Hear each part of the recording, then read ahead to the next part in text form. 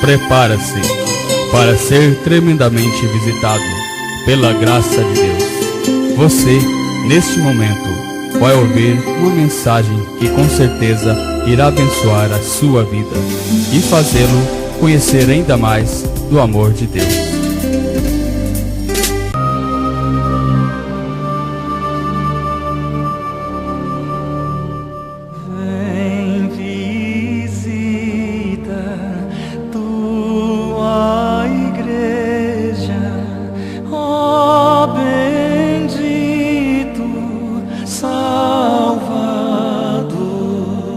Mateus capítulo 16, nós vamos ler do verso 13 até o verso 19. Diz assim: Indo Jesus para os lados de Cesareia de Filipe, perguntou a seus discípulos: Quem diz o povo ser o Filho do Homem?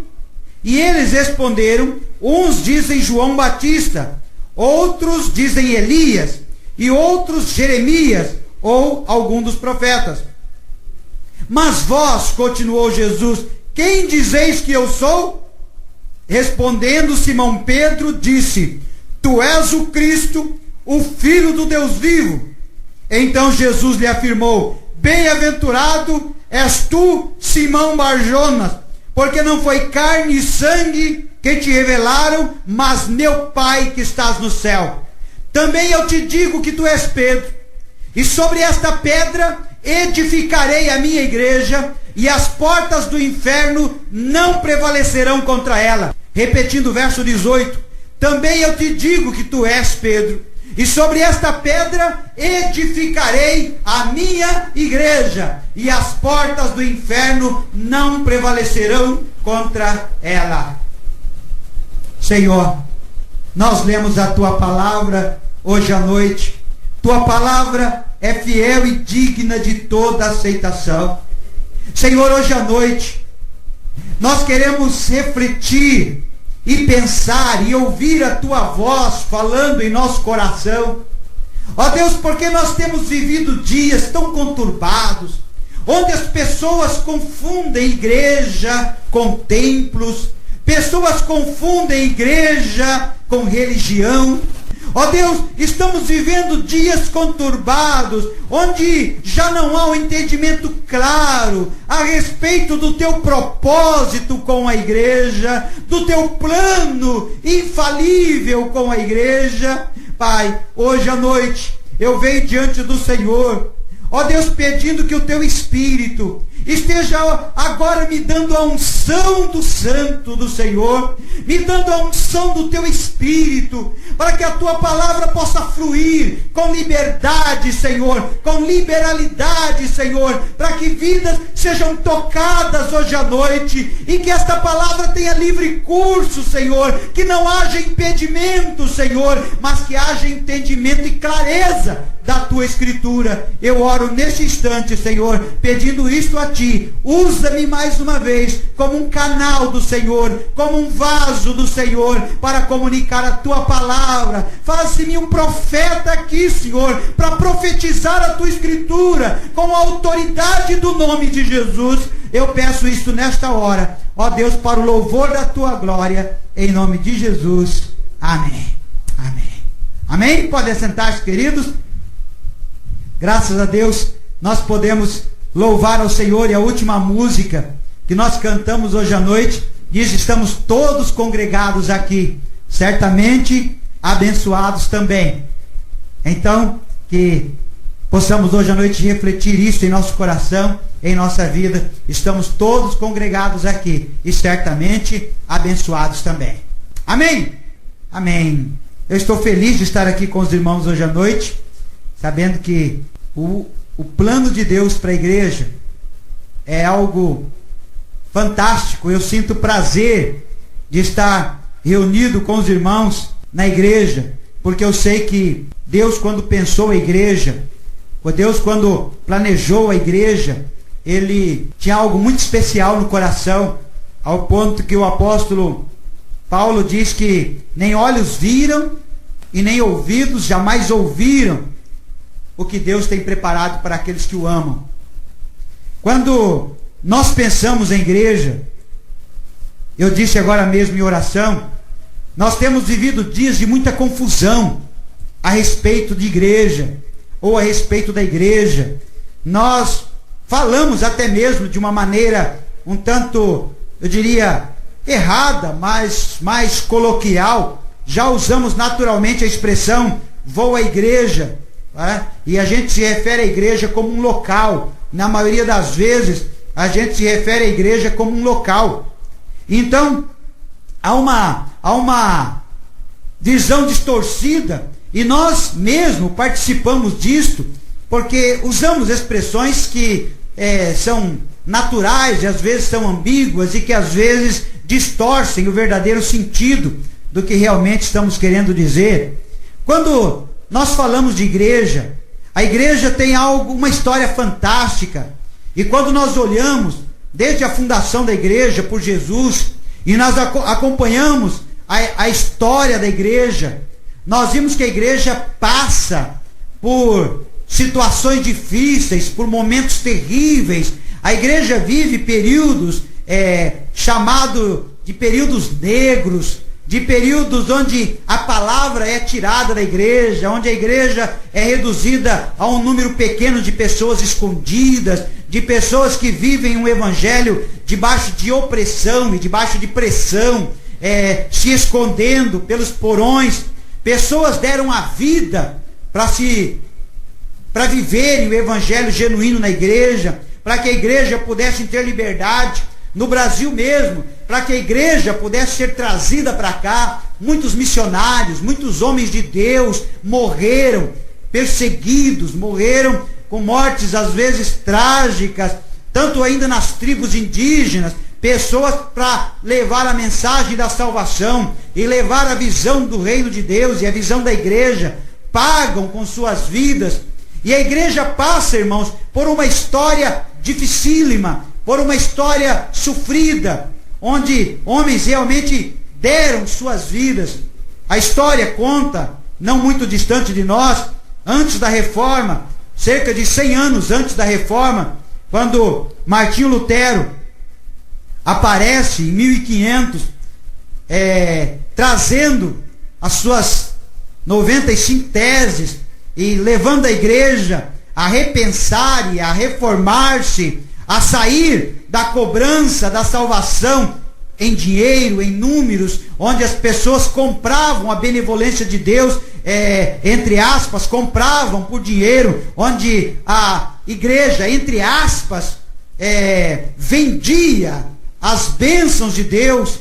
Martinho Lutero se levanta contra isso para dizer, para reafirmar que a salvação é pela fé, que a bênção de Deus é pela fé, que a graça de Deus é que realmente nos concede as bênçãos e as dádivas. Martinho Lutero então se levanta como um reformador da igreja, uma das pessoas que Deus usa para trazer uma nova visão para a igreja.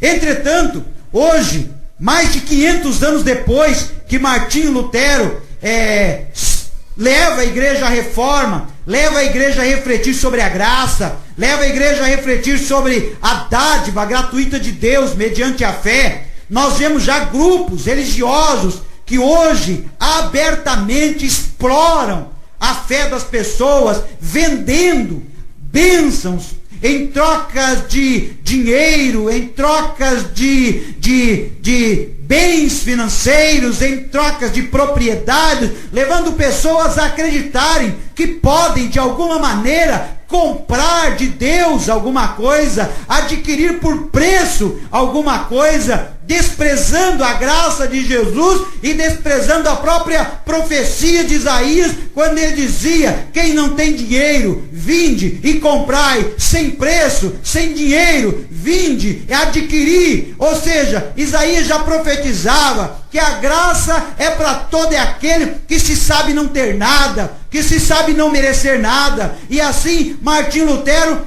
causa uma reforma e uma revolução cerca de 500 anos atrás, e eu bem diria que nós hoje quase que estamos precisando de uma outra reforma, com raras exceções. A igreja de uma maneira geral quase que está precisando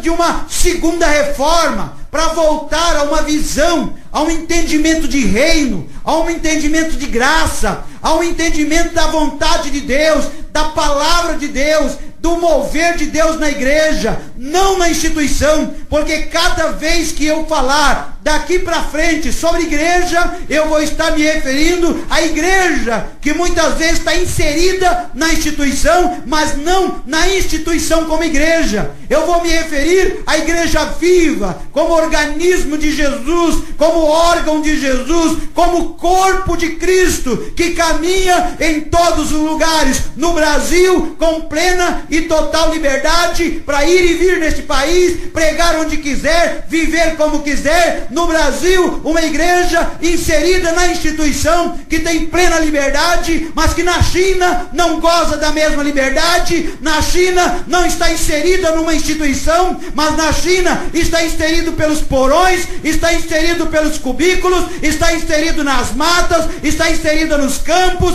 está inserida em lugares onde o governo não chega com facilidade, onde a mão forte do comunismo não atrapalha. É uma igreja que vai vivendo, que vai se tornando cada vez mais ativa e se embrenhando cada vez mais na China para viver a igreja verdadeira de Jesus, não inserida na instituição, mas inserida num contexto humano, num contexto político, num contexto de governo, onde vence e prevalece sobre as portas do inferno, que armam seus laços e seus ardis para impedi-la de avançar. Mas mesmo lá, mesmo na China, mesmo nos países mais comunistas, mesmo em países onde o evangelho é proibido, onde os pregadores são ameaçados, a igreja avança, a igreja vai, a igreja viva vai, ela é órgão de Jesus, é corpo de Cristo, ela avança, não para, nunca parou, nunca vai parar, ela só vai descansar, só vai parar de avançar quando for arrebatado dessa terra e quando for morar com Jesus no céu. Mas enquanto a igreja estiver aqui, o homem jamais vai conseguir pará-la, jamais vai conseguir comprá-la, jamais vai conseguir vencê-la, porque a palavra é certa e fiel. As portas do inferno não prevalecerão contra a igreja. Podem comprar uma instituição. Outro dia eu fiquei sabendo de um pastor que vendeu o templo com todas as pessoas dentro. Vendeu tudo. Vendeu tudo. Pôs preço em tudo. Vendeu tudo. Podem comprar uma instituição, mas a igreja de Jesus já foi comprada e jamais será vendida.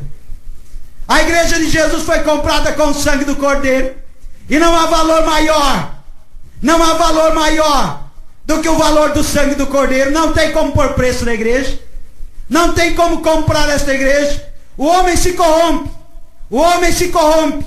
A instituição se corrompe. Mas a igreja de Jesus é incorruptível. A igreja de Jesus não se corrompe. A igreja de Jesus está bem fundamentada. A igreja de Jesus vai avançar, vai continuar avançando, jamais vai parar. O comunismo vai cair, a igreja vai continuar. O capitalismo vai cair, a igreja vai continuar. A perseguição vai aumentar, mas a igreja vai continuar. Aconteça o que acontecer neste mundo, a igreja de Jesus avança. Aconteça o que acontecer no Brasil, a igreja de Jesus não para. Podem parar as reuniões dos templos, podem impedir que as pessoas se reúnam livremente, podem impedir que as pessoas busquem a Deus com liberdade, em pleno pulmão, em praça pública ou em qualquer outro lugar, mas jamais impedirão a igreja de Jesus de avançar e conhecer o seu Senhor e soberano Deus. Amém? Foi assim que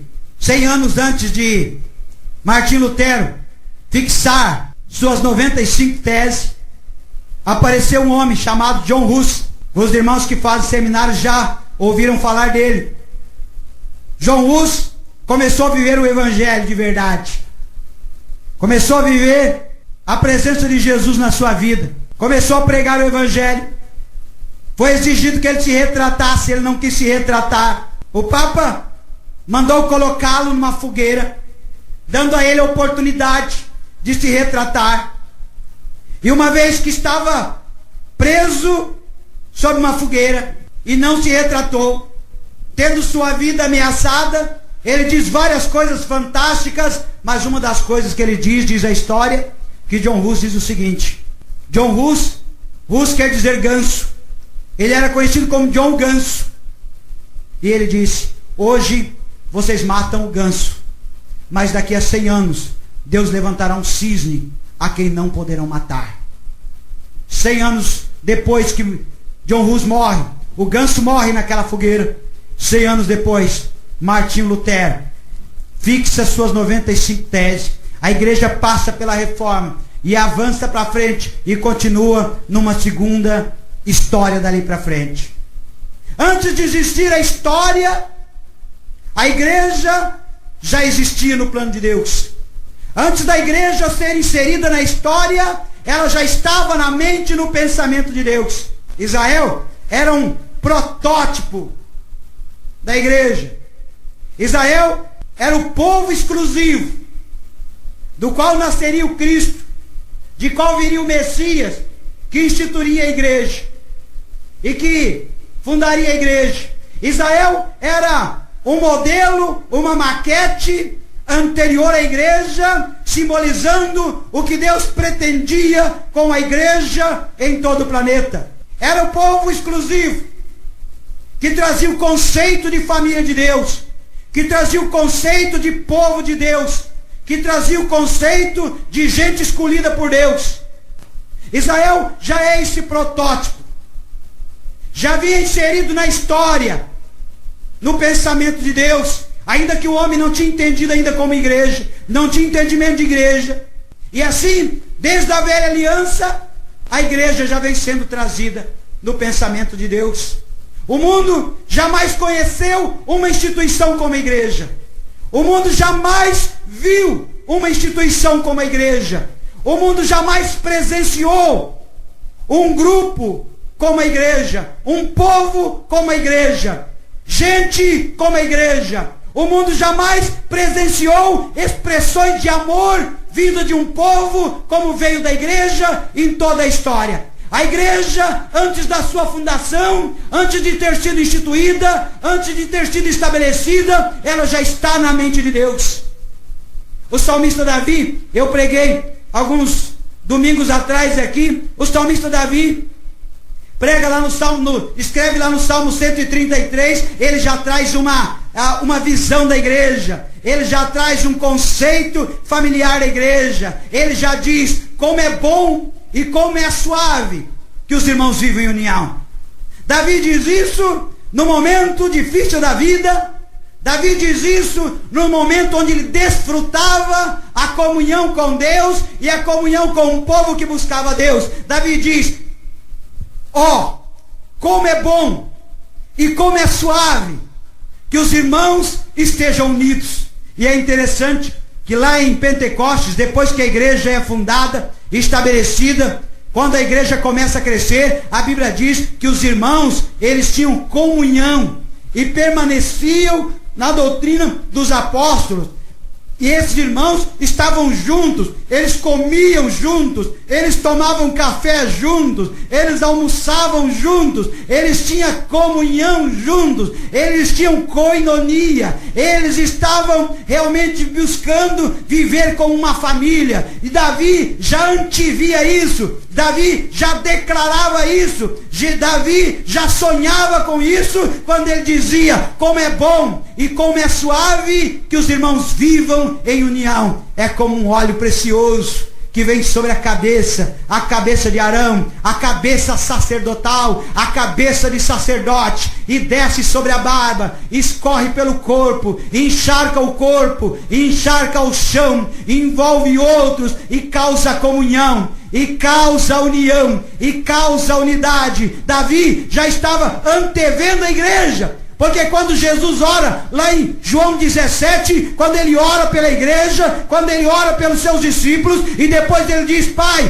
eu não só peço por eles que estão aqui, mas eu peço também por todos aqueles que hão de crer em mim, por intermédio da sua palavra. Eu não peço só por esses que estão aqui hoje, Pai, mas eu peço também por aqueles que ainda no futuro acreditarão em mim, crerão em mim. Então eu peço por aqueles que vão ouvir a palavra do Evangelho, que vão aceitar o Evangelho, que vão estar juntos. Eu peço que eles sejam um. Eu peço que eles sejam um, como eu sou contigo. Então, Pai, eu oro hoje, não só pelos 11, não só pelos 12, não só pelos 50 que estão comigo aqui, não só pelos que estão crendo hoje, mas eu também oro. Eu oro hoje, ó Pai, pelo Orlando, eu oro pelo José, eu oro pela Áurea, pelo Israel, eu oro pelo Luiz, eu oro pela irmã Clemência, eu oro pela igreja de Jesus, eu oro pela minha igreja, eu oro pelos meus filhos, pelos que creem em mim hoje e pelos que hão de crer em mim, pela tua palavra. E a minha oração é que eles sejam unidos, que eles sejam um, que eles sejam gente que andam juntos, que caminham juntos, que amam estar juntos, que oram juntos, que se ajudam, que caminham juntos. Eu oro pela igreja de hoje, ó Pai, e eu oro pela igreja de sempre, dizia Jesus na sua oração, lá em João capítulo 17. Davi anteviu isso, Davi enxergou isso, e Davi clamou numa poesia, levou, ele transformou em uma música e cantou: como é bom e como é suave que os irmãos vivam em união. Aleluia! Salomão falou profeticamente e poeticamente sobre a igreja quando ele escreve o livro de Cantares. O livro de Cantares tem dois sentidos, e os dois são verdadeiros. O primeiro sentido é o sentido conjugal. O livro de Cantares é um livro que deve ser lido por todos os casais. É um livro que fala de relacionamento conjugal, que Salomão descreve pelo menos o seu sonho, do que ele vivia no seu grande amor. Cantares é um livro que descreve de como deve ser o relacionamento do marido e da esposa. Agora, Cantares também é um livro que descreve profeticamente o relacionamento da igreja com o Senhor Jesus. Porque Apocalipse vê a igreja como a noiva de Cristo, a noiva do Cordeiro. Salomão descreve o relacionamento da igreja com Jesus de uma maneira profética, quando ele descreve tamanha intimidade, tamanho amor, tamanha vontade de estar juntos, tamanho segredo para ser descoberto, tamanho caminho para trilhar juntos, tamanha esperança de viver juntos um grande amor.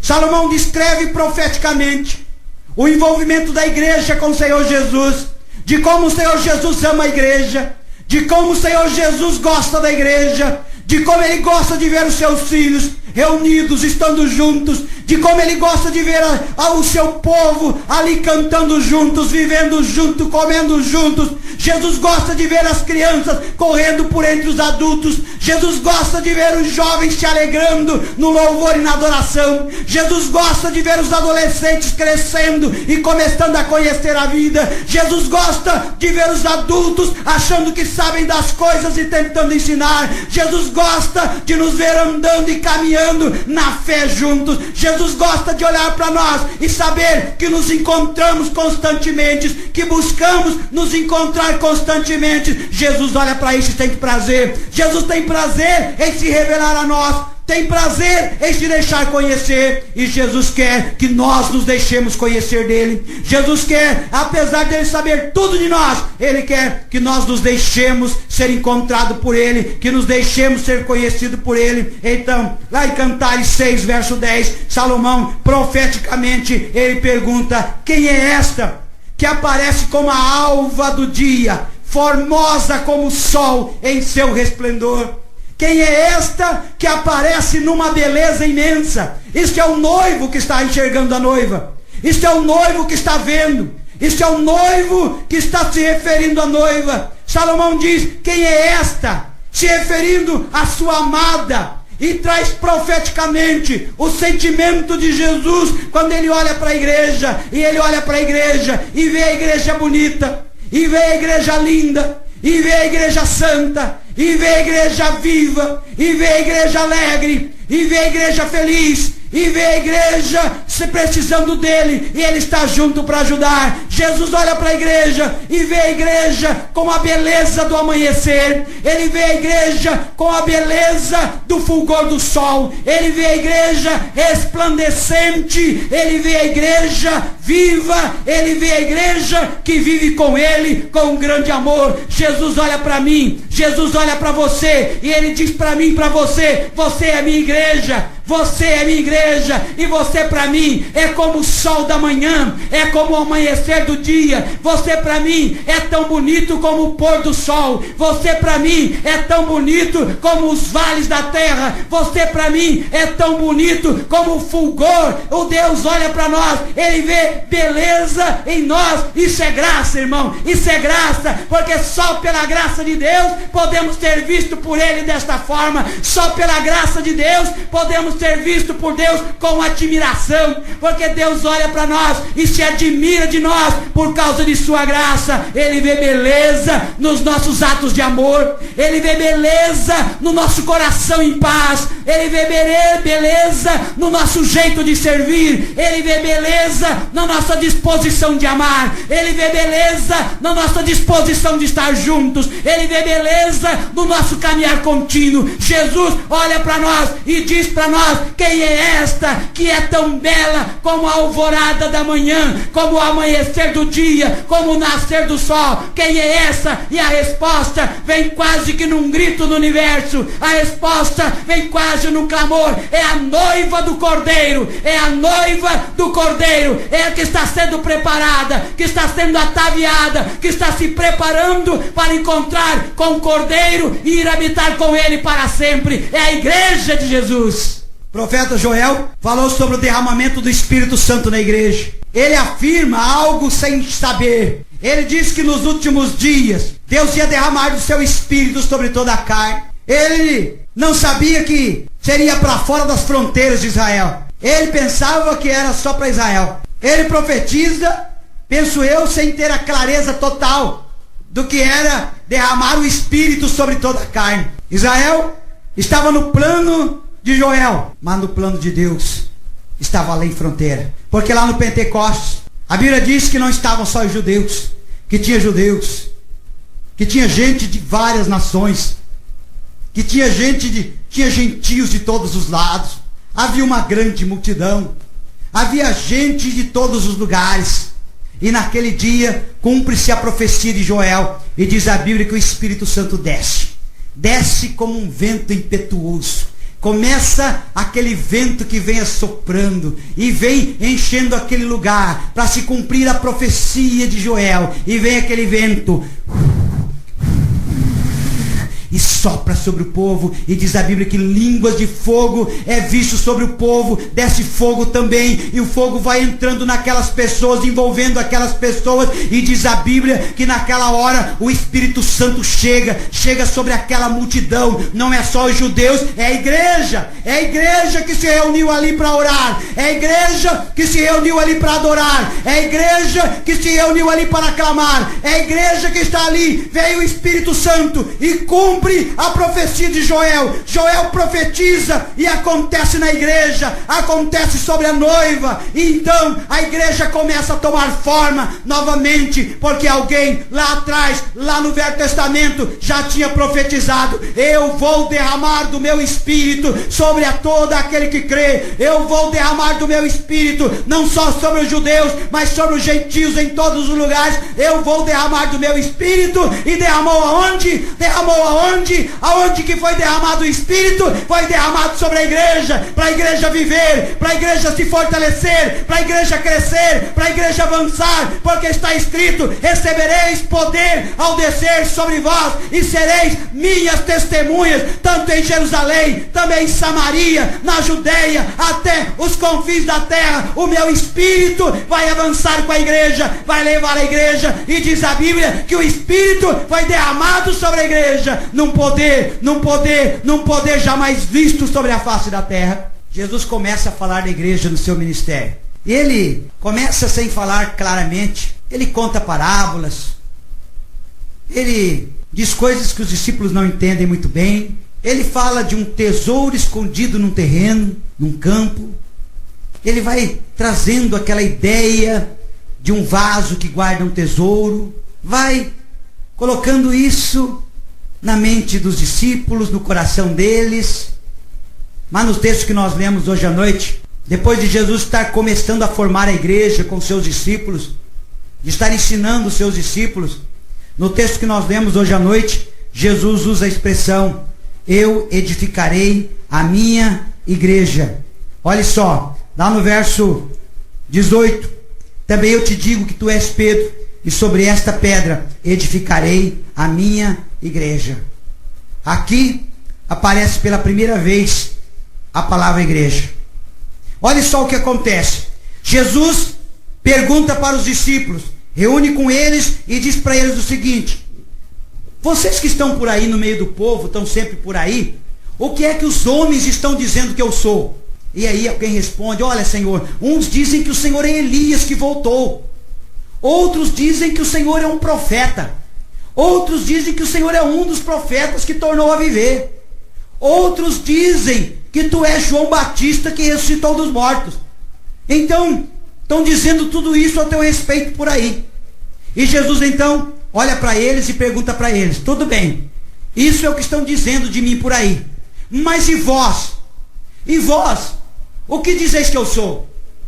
E vós, o que dizeis que eu sou? E aí Pedro se levanta, Pedro responde apressadamente para o Senhor. Ele olha Senhor, tu és o Cristo, o Filho do Deus vivo. Para nós, tu és o Cristo, o Filho do Deus vivo. Nós temos consciência, nós já sabemos. Tu não és João Batista, tu não é Elias, nenhum dos profetas antigos, tu não é nenhum desses que foram mencionados. Para nós já sabemos quem tu és. Tu és o Cristo, tu és o Messias, tu és o ungido de Deus, tu és o Cristo vivo, o Filho do Deus vivo. Tu és isto para nós, tu és este para nós. E Jesus olha para Pedro então e diz para Pedro: Pedro, isso não foi carne nem sangue que te revelou, foi meu Pai.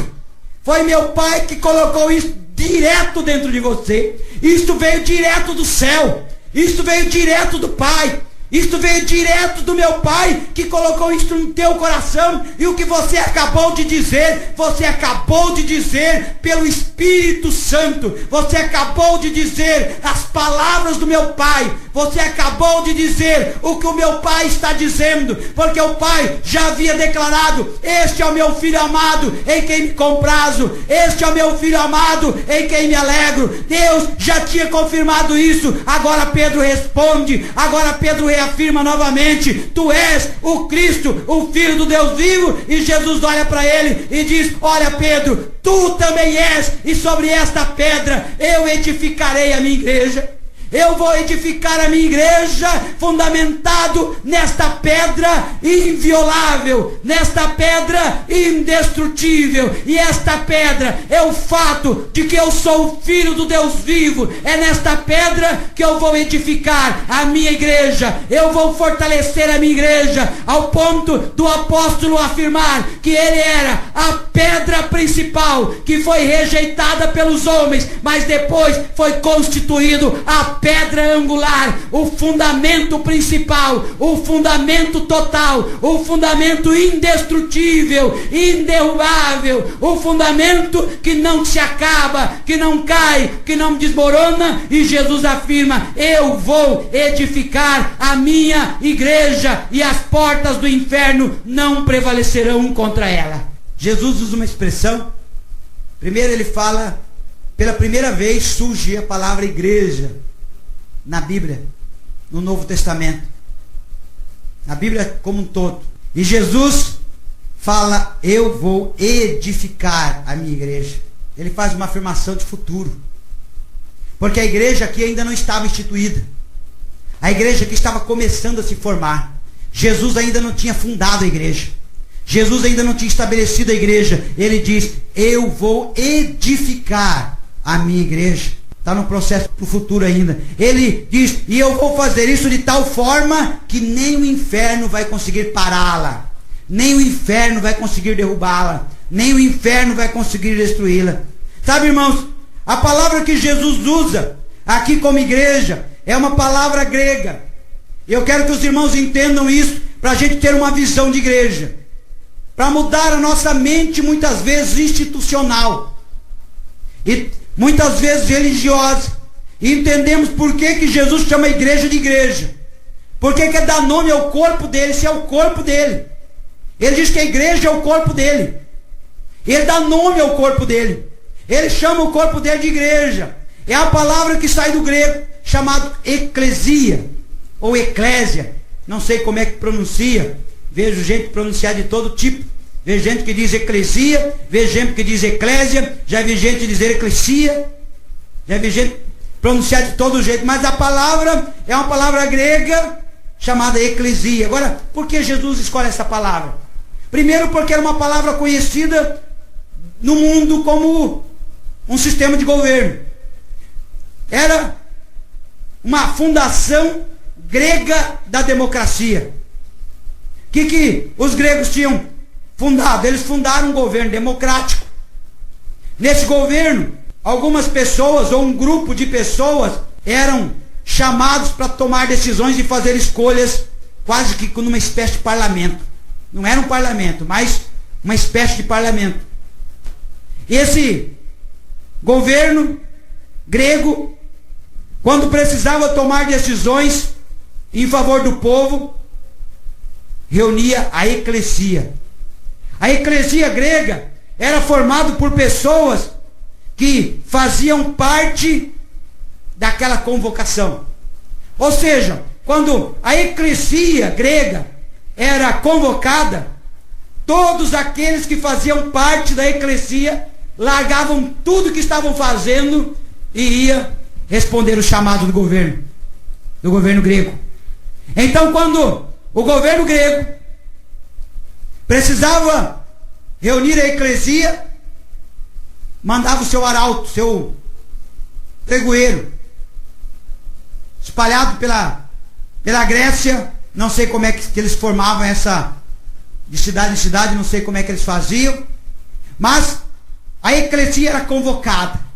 E quando passava o pregão, o apregoador da convocação da eclesia, quando chegava ao conhecimento dos que eram da eclesia, eles então deixavam tudo o que estavam fazendo e iam para aquela assembleia solene.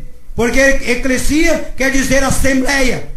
Eles iam para aquela assembleia solene.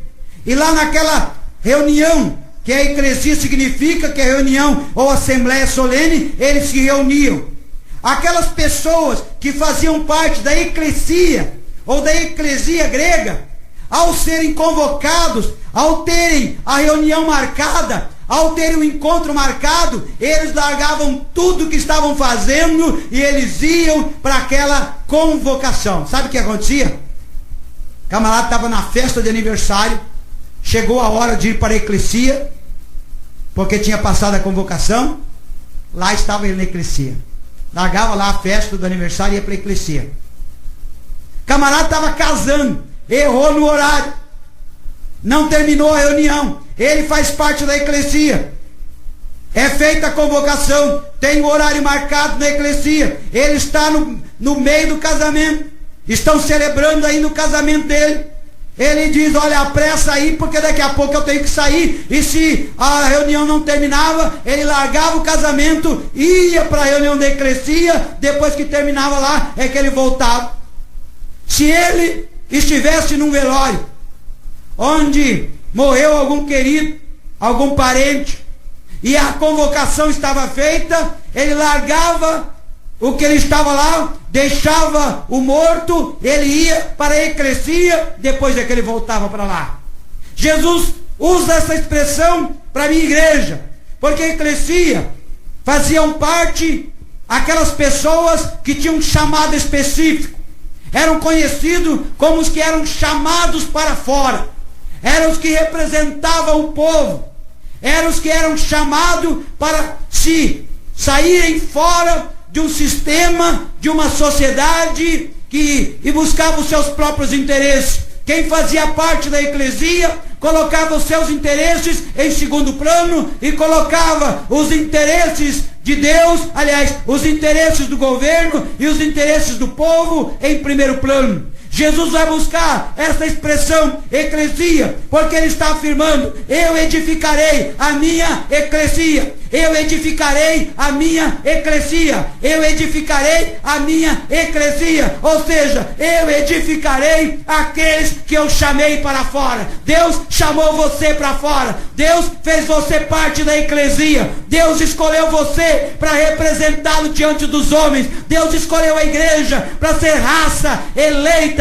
sacerdócio real. Deus escolheu a igreja para deixar os seus interesses em segundo plano, para deixar os seus próprios interesses em segundo lugar e colocar o reino dele em primeiro lugar. Chamou a mim e a você para sermos os chamados para fora, para sermos a eclesia de Deus, para sermos aquele que deixamos tudo para segui-lo, deixamos tudo para andar com ele, para caminhar com ele, deixamos tudo para poder segui-lo. E ele afirma: eu vou edificar a minha eclesia, eu vou edificar aqueles que eu chamei para fora, aqueles que vieram para fora. Fora de onde? Jesus está pensando, fora de onde? Fora do mundo, fora do pecado, fora da iniquidade, fora de uma sociedade pervertida que vai diante de Deus com o coração quebrantado e contrito para buscar em primeiro lugar os interesses de Deus, porque Jesus já havia dito: buscai primeiro o reino de Deus e a sua justiça, e as outras coisas serão acrescentadas. A eclesia busca primeiro o reino de Deus, a eclesia busca primeiro a vontade do Pai, ele atende primeiro a convocação do Pai, as outras coisas ficam em segundo plano.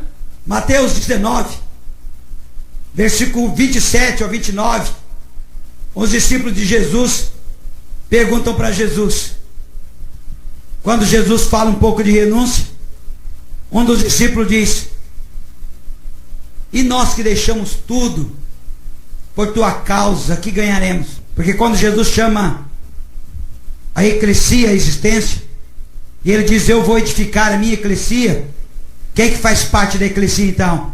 Faz parte da eclesia aqueles que deixaram tudo por causa de Jesus. Estão entendendo?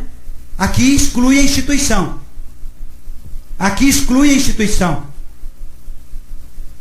Porque houve uma inversão hoje. Hoje, as pessoas buscam todas as outras coisas em primeiro lugar, esperando que o reino de Deus lhes seja acrescentado. Jesus fala ao contrário. Jesus diz: busquem primeiro o reino de Deus e a sua justiça, as outras coisas serão acrescentadas. Mas há uma inversão.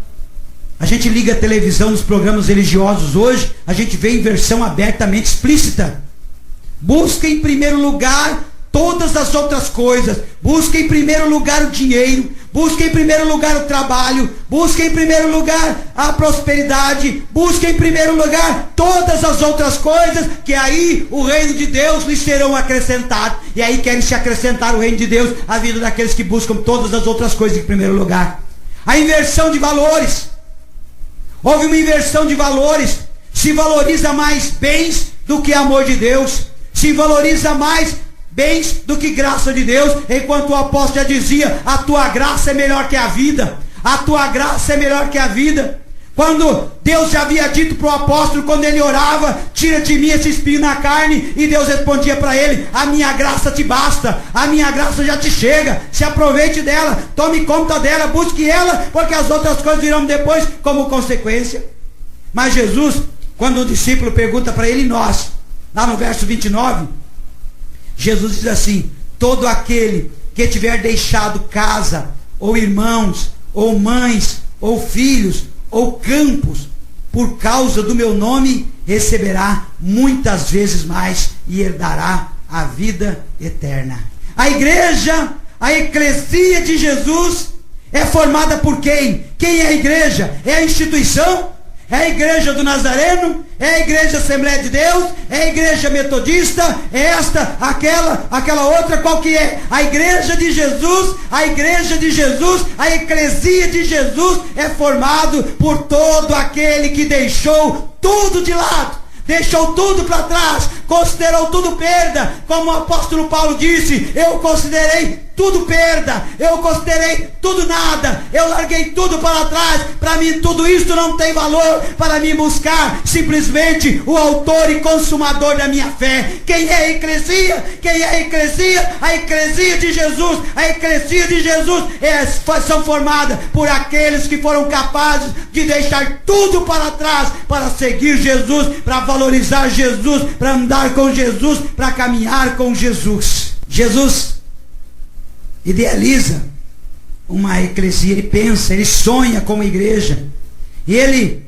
levanta a igreja num fundamento sólido. Veja lá no verso 18, ele diz: edificarei a minha igreja e as portas do inferno não prevalecerão contra ela. Jesus aqui está desafiando a maior força espiritual que existe. A maior força espiritual que existe. Jesus diz: eu vou fazer a minha igreja ser tão forte que a maior força espiritual que existe, abaixo de Deus, claro, não vai poder destruir e derrotar a minha igreja. Jesus já havia dito o seguinte antes disso, dizendo: não temam aquele que mata o corpo e depois não pode fazer mais nada, mas temam antes aquele que tem poder para matar o corpo e lançar a alma no inferno. A esse vos digo, a esse temei. Jesus diz: eu vou estabelecer uma igreja tão forte que as portas do inferno não vão prevalecer contra ela, porque a minha eclesia é formada por aqueles que deixaram tudo por minha causa, e aqueles que deixaram tudo por minha causa são capazes de ir às últimas consequências por amor a mim. Então ele estabelece a igreja dele sobre uma base forte, sobre um sólido fundamento. Lá Paulo escreve lá em 1 Coríntios capítulo 3 verso 11, ele diz: porque ninguém pode lançar outro fundamento além do qual já foi posto Jesus Cristo. Jesus é a base da igreja, Jesus é o fundamento da igreja, Jesus é o Senhor da igreja, Jesus é o que coordena a igreja, é o cabeça da igreja. A igreja não tem dono, ó ser humano. O dono da igreja é Jesus. Jesus é o sumo pastor da igreja. Jesus é aquele que cuida da igreja. Jesus é o que manda na igreja. Jesus é o que determina na igreja. Nós vivemos dias onde muitos querem determinar a Deus, determinar o que Deus tem que fazer. Não é a igreja que determina o que Deus tem que fazer, é Jesus, o cabeça da igreja, que determina o que nós temos que fazer. A igreja tem esse firme fundamento, que é a igreja, que é Jesus Cristo, o Senhor da igreja. Jesus estabelece a igreja sob um fundamento indestrutível, inabalável, Ele próprio. Ele próprio. Ele disse de si mesmo, quando se referia ao templo, ele diz: destruam esse templo e em 3 dias eu reconstruirei. Ele estava falando de si mesmo. E ele reconstruiu o próprio templo, seu próprio templo, quando ressuscitou no 3º dia. Ele é indestrutível, ele é invencível, e a igreja está estabelecida sob essa base. Ela é sobre esta base que é Jesus. É Jesus que carrega a igreja. É Jesus que carrega a igreja. E ai daquele que ficar contra a igreja. E ai daquele que se levantar contra a igreja. E ai daquele que tentar destruir a igreja. E ai daquele que tentar acabar com a igreja. Jesus é a base da igreja. Ele é o que luta pela igreja. Ele é o que defende a igreja. Por isso que a igreja até hoje jamais foi destruída, jamais foi acabada, jamais foi posta ao chão. Quando pensaram que tinham acabado com a igreja, ela ressurgia das cinzas, ela aparecia novamente e cada vez mais forte. Quando pensavam que tinham acabado com a igreja, uma igreja mais forte surgia ainda. E assim foi durante toda a história, porque a igreja se tornou fundamentado em Cristo e em sua palavra. Jesus pensou numa igreja ativa e progressista, que pensa em progresso.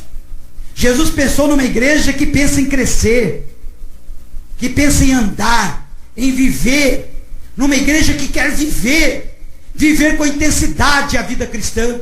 Jesus pensou numa igreja que se apaixona por Ele, como profetizou Salomão em Cantares. Jesus idealiza uma igreja envolvida com Ele, corpo, alma e espírito, uma igreja ativa. Ele fala até em dar dons espirituais para a igreja.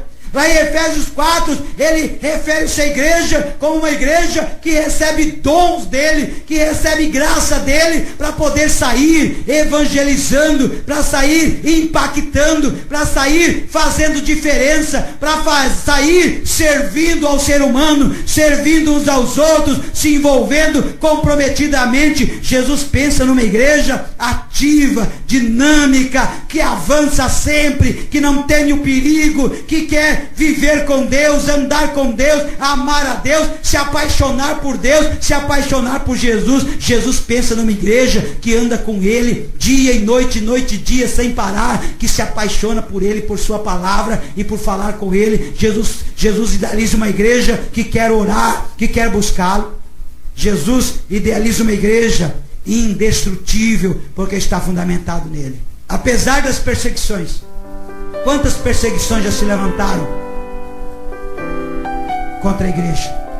Quantas perseguições já se levantaram? Mas nenhuma delas jamais conseguiram parar a igreja. A primeira delas, lá na Judéia, foi o que mais deu força para a igreja. Perseguiram a igreja para tentar pará-la, mas na verdade tentaram apagar fogo com gasolina. Foram perseguir a igreja estava queimando, estava em brasa viva, pregando o evangelho em brasa viva. Vamos persegui-lo, vamos acabar com a igreja, vamos apagar essa brasa. E acharam um líquido lá, chamado gasolina, e foram lá apagar o fogo da igreja com gasolina. Aí os irmãos sabem o que aconteceu? Jogaram a gasolina, a igreja explodiu. Tentaram acabar com a igreja, foram perseguir a igreja, foram matar os apóstolos, foram perseguir os discípulos, foram matar os discípulos, mataram com leões, mataram enforcados, decapitados, mataram de várias maneiras cruéis, tentaram matar, mas quanto mais matavam, mais a igreja explodia. Tentaram parar a igreja, mas o Espírito Santo já estava se movendo na igreja, já estava agindo na igreja, e quanto mais se levantavam com a igreja, mais a igreja crescia, mais ela avançava, ela explodiu, da noite pro dia, ela invadiu Roma, da noite pro dia, ela invadiu a Síria, ela invadiu o Egito, ela invadiu a Grécia, ela invadiu a Itália, ela invadiu a Espanha, ela invadiu o mundo, porque tentaram parar a igreja, mas o Espírito Santo veio de lá, de dentro para fora, explodiu aquela igreja, que tornou-se operante, ativa, dinâmica, cheio de poder, e os que se levantaram contra ela caíram derrotados, porque a igreja é fundamentado em Jesus. Ela foi feita para explodir no Espírito. Nem o inferno prevalece contra ela. Podem parar a instituição Nazareno, mas a igreja de Jesus jamais. Podem impedir no Brasil ou em qualquer outra parte do mundo que se celebre com liberdade em praça pública, mas jamais impedirão a igreja de celebrar. Jamais. Que o Senhor te abençoe e te guarde. Que o Senhor levante o seu rosto sobre ti e tenha misericórdia de ti. Que o Senhor se compadeça de ti e te dê a paz. Que o Senhor abençoe a tua casa. Que o Senhor abençoe a sua família. Que o Senhor abençoe o seu lar. Que o Senhor abençoe a tua despensa, para que haja abundância de mantimentos e viveres na tua despensa. Que o Senhor esteja contigo todos os dias da tua vida, abençoando a tua alma, para que um dia, na majestade de Deus, diante do majestoso Senhor, você ouça o Pai te chamar pelo nome, dizendo: filho, filha, entre para a alegria do teu Senhor. Que o amor de Deus, o nosso Pai, que a graça salvadora do nosso Senhor Jesus Cristo, que a comunhão, que a consolação e que o auxílio do Espírito Santo seja sobre a igreja de Jesus para sempre.